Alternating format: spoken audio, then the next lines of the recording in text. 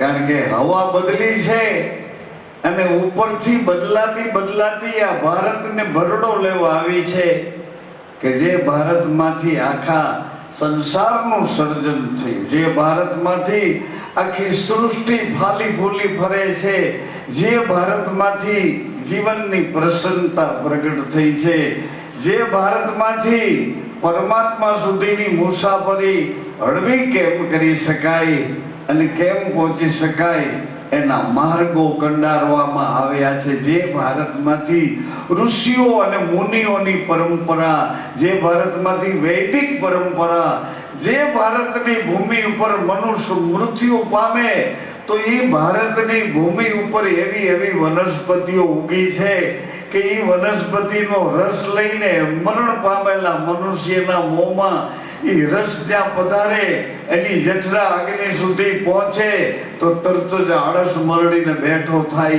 એ ભારત ભૂમિમાં છે, એ આ ભૂમિમાં. અરે કદાચ વનસ્પતિ તમને એમ લાગે એ તો જમીન ઉપર ઉગે છે, વનસ્પતિ ધરતીના પેટાળમાંથી તત્વ સત્વ લઈ આવે છે.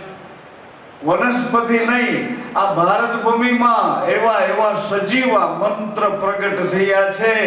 માર્કંડ બાપાએ મૃત્યુંજય મંત્ર સિદ્ધ કર્યો કે માં જગદંબા ભવાની પાર્વતીજી એ મંત્ર લેવા માર્કંડજી પાસે વિદ્યાર્થીની જેમ બેઠા છે અને એ મંત્ર માર્કંડ બાપાએ આપ્યો છે. એ મંત્ર લઈ સૌરાષ્ટ્રમાં સોમનાથ ક્ષેત્રમાં શ્રાપિત થયેલો ચંદ્ર, મૃત શરીરમાં પડેલો ચંદ્ર, રંધ્રમાં પરમાત્માની કરુણાને પકડીને જીવતો ચંદ્ર માં મંત્ર લઈ આવ્યા મૃત્યુંજય જય. એ મંત્ર એનું પઠન કર્યા પછી ચંદ્રની અંદર એ મંત્રની એ રણુકારની ઉર્જાઓ પ્રવેશ કરી ગઈ અને ચંદ્ર ધીમે ધીમે મૃત શરીરમાં પાછો જીવતો જાગૃત બને છે. આ ભારતની ભૂમિમાં આવું બધું છે. મંત્રનું બળ છે, વનસ્પતિનું બળ છે. હજી એક બળ કહું છું આપને. ભગવાન શિવજીના ઘરમાં સંકલ્પનું બળ હતું. સાંભળો ને, સંકલ્પ.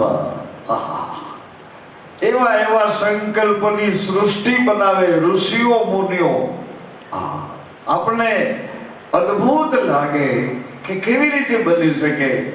50 કન્યાઓ, 1000 પુત્રો, 10,000 પુત્ર. અરે કલ્પના બહારની બધી સૃષ્ટિ.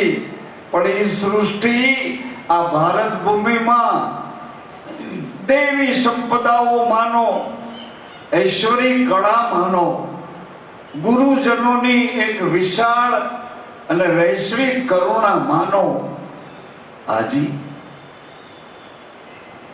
હજી હું તમે આપણે પૂછવાયા કરી છે કે ગુરુ મોટા કે ભગવાન મોટા. હજી આમાં કાયદેસર આમ ઘાટ બેસી જવું જોઈએ એવું ઘાટ આપણને બેઠું નથી. કારણ કે આપણો ધણી સમજાતો નથી કે આની ભેરો સંસાર પૂરો કેદી થાય છે, અથવા તો આના સંસારમાં આ સંસારના સુખોમાં આત્માનું સુખ કેદી મને મળશે. આત્માનું સુખ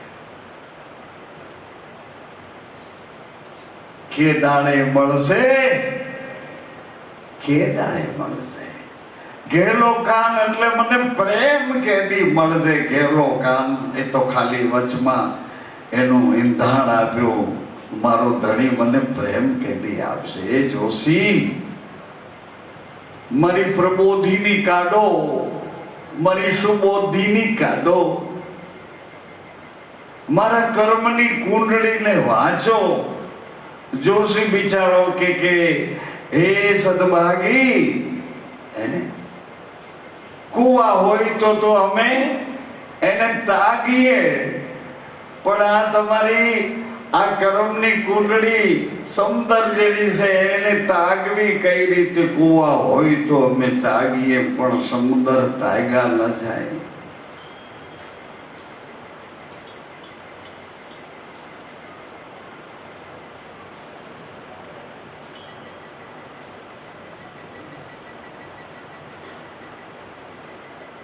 સમંદર તાગ્યા ન જાય.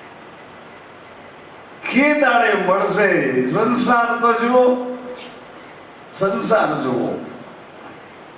આપણને આ નાનકડી આ રામમઢીના કમ્પાઉન્ડની અંદર આ 25, 50, 100, 200 માણસોની બેઠકમાં આ આપણી પીડા છે એવું તમે ન માનશો.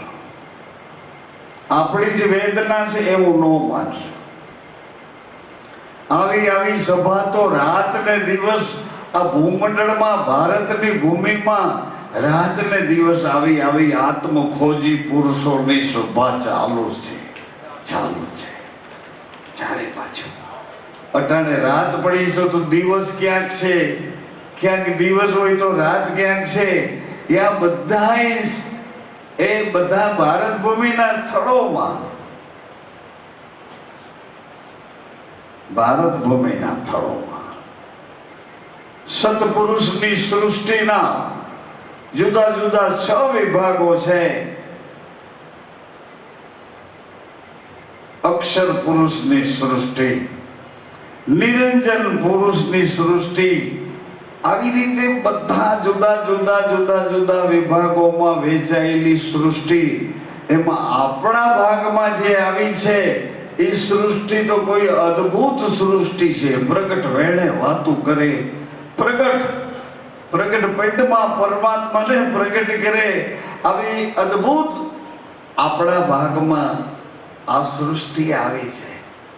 કચ્છ, કાઠિયાવાડ, સૌરાષ્ટ્ર, ગુજરાત, આ જે ભૂમિ છે આમાં જે અણુ પરમાણુ, કાઠિયાવાડમાં, કચ્છમાં કે સૌરાષ્ટ્રમાં જાઓ, હું હમણાં જઈને જોઈને આવીને વાત કરું છું. 2 ગાંવ માથે 3-3, 5-5 કિલોમીટર માથે એ ભગવાનને ભેડા થઈ ગયા હોય એવાની ધજાઓ ફરકે છે. એ બધાય ભગવાનને ભેડા થઈ ગયા એમ કહું હજી સુધારીને કે એ બધાયને ભગવાન ગોતતો ભેડો થઈ ગયો છે. એની ધજાઓ ફરકે છે, હજી ફરકે છે. પહેલા ફરકતી હતી અને હજી ફરકતી રહેવાની છે. એમાં કોઈ કાંઈ ફેરફાર કરી. એ ધજાવાળાઓની છાયામાં પહોંચી ગયા છે. એની સજા માફ થઈ ગઈ છે. સજા માફ. ધજાવાળાની છાયામાં પહોંચી ગયા, એની સજાઓ માફ થઈ છે. ધજા એક નિશાન છે અને એ નિશાન ફરકતું નિશાન છે. ફરકે રાખે, ધ્રુજે રાખતી નથી ધજા, ફરકે રાખે. ચેતન છે તો ચેતન રાખે છે. પવનના ઝંઝાવાતોમાં એ ધજા ફરકતી રહે છે. એ ધજા છે પરમાર્થની છે, ધજા ધર્મની છે, સેવા ટેલ બંદગીની ધજા છે. આત્મભાવથી એકબીજા પ્રત્યેની સહાનુભૂતિ, એકબીજા પ્રત્યેની કરુણા, પ્રેમ, એવી ધજા હું ફરક્યા જ રાખે. તમે એમ ન સમજો હું તમને ભૂતકાળમાં લઈ જાઉં. ના, હવે ભવિષ્યમાં કેમ જીવવું છે, કઈ દિશામાં જીવવું છે. ધર્મના ઠેકેદારો માત્ર બધાય ધર્મને હાથમાં રાખી અને મનગમતી મોજો માણે છે. ધર્મને હાથમાં રાખીને ધર્મના ઠેકેદારો મનગમતી મોજો માણે. ખાલી હાથમાં રાખ્યો છે ધર્મ.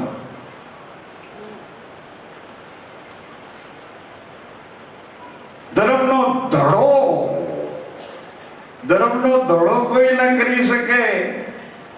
ધડો કરે તો આપણને ધડે લઈ આવે ને, કે પતિ પત્નીનો ધર્મનો ધડો શું છે કે ભાઈ પતિ ને પત્નીનો ધર્મનો ધડો માતા પિતા છે.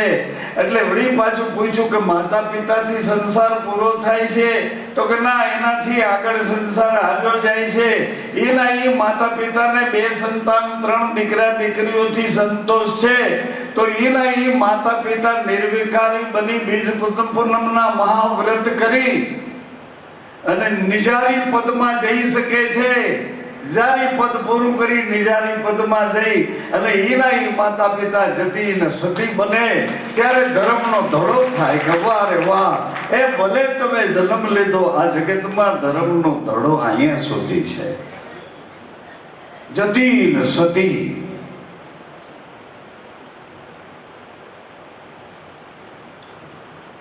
મારા શરીરનો જન્મ થયો, મારા માતા પિતાના શરીરનો જન્મ થયો હતો ને બધા. તમારા માતા પિતા જન્મ્યા હતા ને આકાશના કોઈ દેવી દેવતા થઈને ઉતર્યા નથી, પછી આપણને જન્મ આપ્યો એવું નથી. આપણે જન્મ્યા, એ લોકો જન્મ્યા, એની પેઢીઓ જન્મી અને ધીરે ધીરે કરતા સમય પૂરો થતો થતો આ બધા કોષો ઘસાઈ ગયા. અંદરથી જીવવા વાળો જીવવાની કોઈ રીત ન પકડી શક્યો અને એ કંટાળેલો જીવવા વાળો પછી એની અંદરથી બહાર નીકળવા ફાફા મારે, કોઈ રોગ ઊભો કરે, કોઈ બીજું ત્રીજું આવરણ ઊભું કરે અને એમાંથી બહાર નીકળી જાય છે કે ભાઈ એમાં નથી રહેવું, એમાં નથી.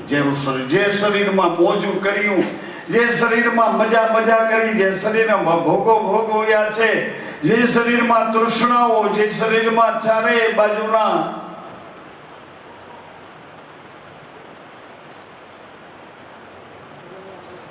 લાગતા વળગતા ચારે બાજુના આકર્ષણો,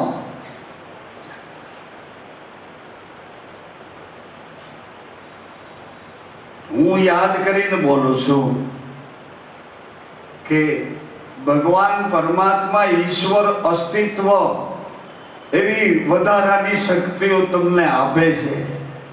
તમારા ઘર વ્યવહાર, કુટુંબ વ્યવહાર બધાને સંતોષ આપી અને પછી ગુરુના દ્વારે પણ આવી શકો છો. આવી તમને પરમાત્મા વધારાની શક્તિ આપે છે. આવી શકો છો ગુરુદ્વારે.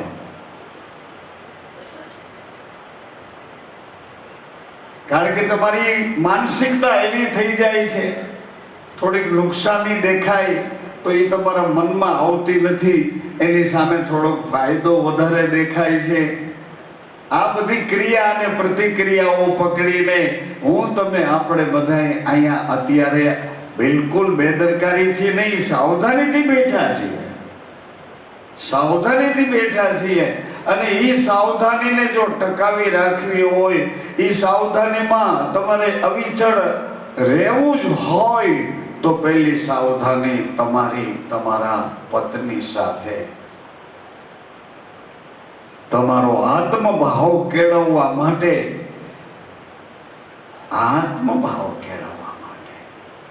અમે 2 થઈને રહેવા માંગતા નથી, અમે એક થઈને રહેશું. ભયંકર ખાંડાની ધાર ઉપર હાલવા જેવી વાતો કરું છું. ભયંકર.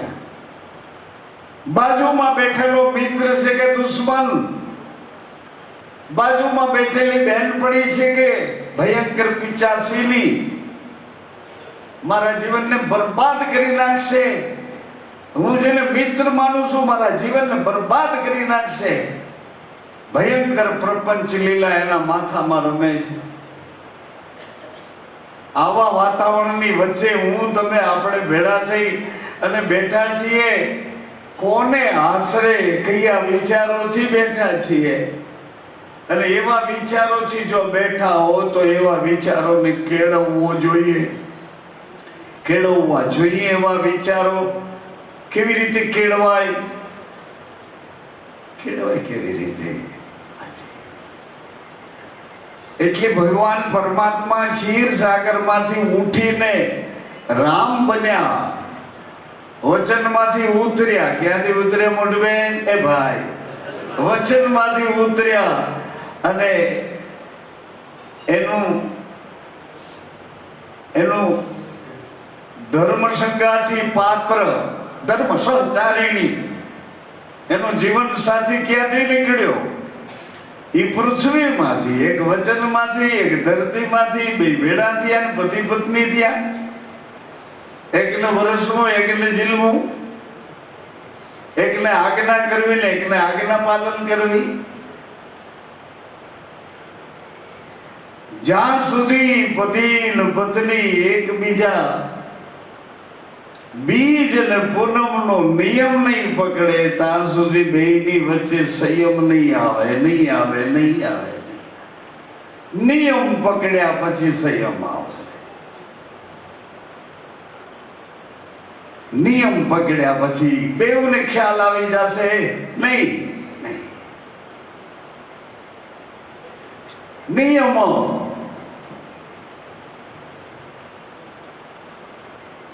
કે સીતાજી રામના હૃદયમાં રહે છે, રામ સીતાજીના હૃદયમાં રહે છે. એ કોઈ ગપગોલા છે? ગપા છે? તો કે સીતા અને રામ ક્યાં છે? કે એ હનુમાનજીના હૃદયમાં. હનુમાનજી ક્યાં છે? તો કે સંયમમાં. સંયમ ક્યાં છે? તો કે નિયમમાં. નિયમ ક્યાં છે? તો ગુરુના ચરણમાં. ગુરુ ક્યાં છે? આખું બીજ બહાર ડૂબકી અંદર. ગુરુ તારી રાહ જોવે છે. મુફલીસ ગુરુ તારી રાહ જોવે છે. આંખ તો બંધ કર, અંદર ડૂબકી તો માર. આ બહારના ચામડાઓના રૂપને, રંગને, બહાર સંસારિકતાના મારા તારાના બંધનને, બહારની બધી ચાલોને તું એ ચાલ રમી રમીને પરાસ્ત હારી ગયો છો. અંદર ડૂબકી તો માર, અંદર તો ડૂબકી માર. નામ રૂપે બેઠો છે. નામ કેમ કાયર થઈ જાવ? કરું મોબાઈલ કરું ઓલા વાવાઝોડા વાળાને કે આ બાજુ એક સેમ્પલ મોકલજો. કરું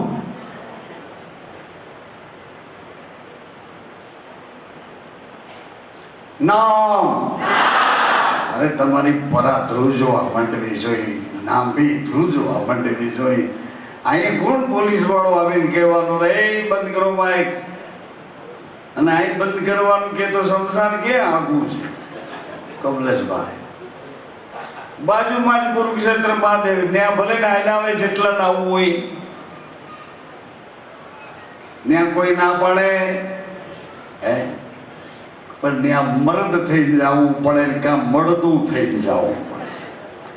મળતું ખેડે મેદાનમાં. સાહેબ કબીર કહે છે કે વીજળી પડે શાયર મધ્યે, એમાં કેમ ઉઠે આગ? મળદા ઉપર વીજળી પડે તો એમાં કેમ આગ લાગે? એટલે કાંઈ નો થાય. એમ તમારી નાભી, તમારી પરા. નામ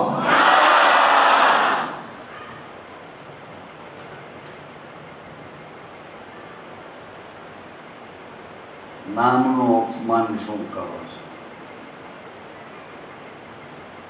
નામ તાકાતું ખોઈ નાખી શરીરમાં. આત્મબળ છે એ બાજુ તો આવું જ રાખ. આત્મબળની આ ભૂમિકા છે. આ દિશા, આ કેડી, આ ફાટક ખુલે એટલે બધા વાહન જવાની છૂટી હોય. એમ નામ નિશાની છે. નામ ગુપ્ત છે, નામ પ્રગટ છે. નામ મહારાજ એટલે અધૂરનું નામ, એ છે નામ મહારાજ.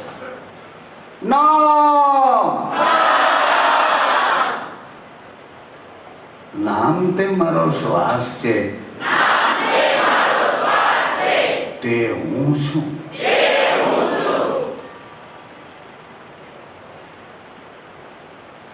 લાગતા વળગતા જ્ઞાતિ કુલ ગોત્રના સંબંધો મારા શરીરના છે. નામ તે મારો શ્વાસ છે. શ્વાસથી શરીર ટક્યું છે. અખંડ અખંડ મારો વિશ્વાસ છે. એ વિશ્વાસનો શ્વાસ તે હું છું. પ્રાણી માત્રનો એક શ્વાસ જેનું નામ વિશ્વાસ છે. વચન 1, વચન 2 ને હવે ત્રીજું, બહુનામી. બહુનામી સચરાચરમાં બોલે છે તે હું છું. રણુકાર તે હું છું. ભાવ અને ભાષા સાથે રહું છું તે હું છું. વચન વચન હું તે છું અને તે હું છું.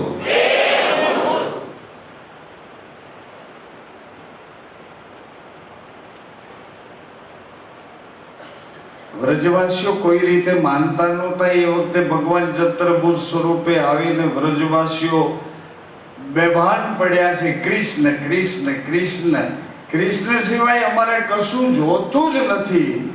દુનિયાનું સ્વર્ગ અમને ઉતારીને આપો, અમને કૃષ્ણ ખપે, બીજું કાંઈ ન જોઈએ. એમાં ભગવાન ચતુર્ભુજ સ્વરૂપે આવ્યા છે. હે બ્રજવાસીઓ, ઉઠો, આંખ ઉગાડો. કૃષ્ણ તે હું છું. કૃષ્ણ તે હું છું. બ્રજવાસીઓ આંખો ઉગાડો. ચતુર્ભુજ સ્વરૂપનું બોલવું એટલું પ્રભાવિત હતું કે વ્રજવાસીઓ બિચારા આંખો ઉગાડે છે. તે હું છું એટલે બધા કૃષ્ણ છે એમ સમજી અને ચતુર્ભુજ સ્વરૂપને જોવે છે. અને જેવા ચતુર્ભુજ શંખ ચક્ર ગદા પદ્મધારી 4 હાથવાળા એ વિરાટ પરમાત્માને જોતા બધાય આંખો પાછી બંધ કરી ગયા કે નહીં નહીં નહીં, અમારો કૃષ્ણ તે તમે નથી. તમે ભલે કયો તે હું છું.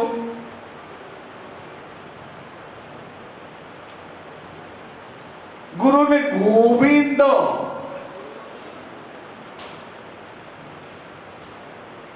એ તો અથાગ ગુરુ પ્રેમ આપીને તમને મને આપણને પોતાના કરે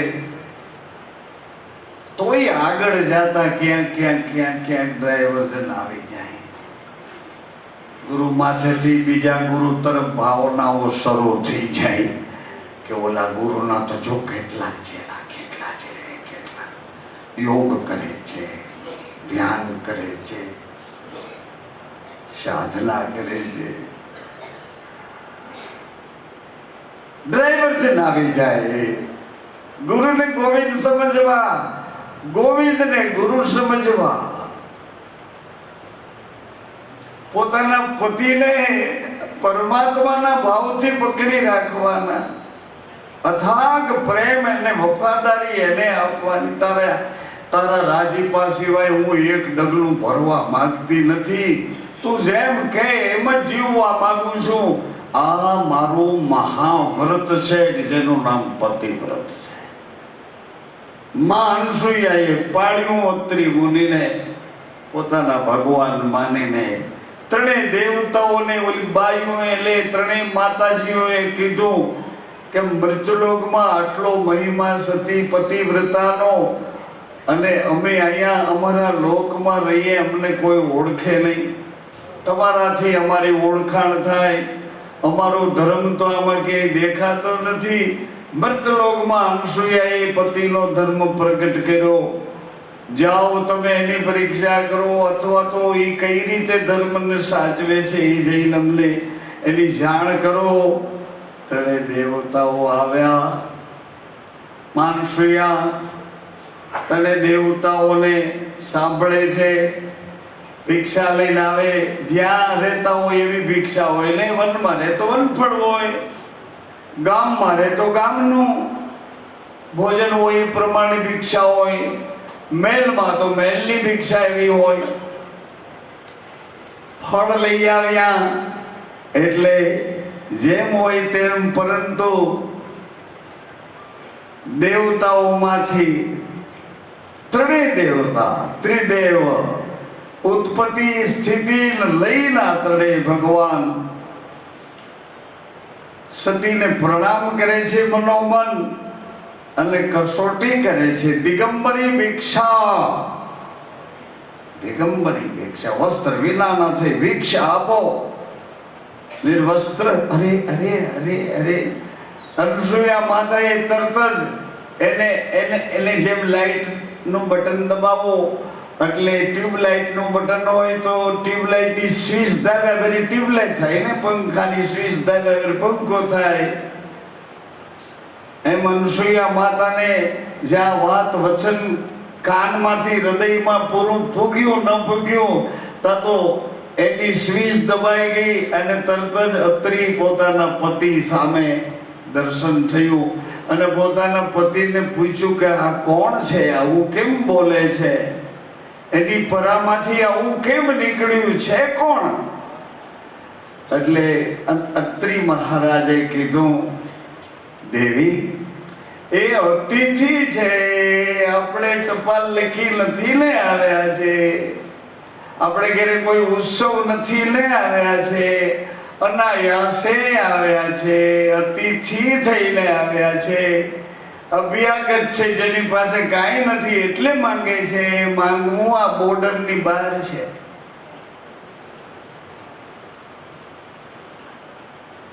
પાણીથી ચલાવી શકાય ત્યાં સુધી માંગવાની જરૂર ન પડવી જોઈએ. ક્રોધ આવી જાય ને જેમ અન્ન અને જળ બેય હાલ્યા જાય એક બાજુ, જરૂર ન પડે. ક્રોધ ને પીને જીવાતું હોય તોય માંગવાની કઈ જરૂર. સાંભળો છો, હું કોઈ નશામાં નથી બોલતો, હું ગાડી આંખે બોલું છું, તમારે આંખ વિશે સાંભળવાનું હતું.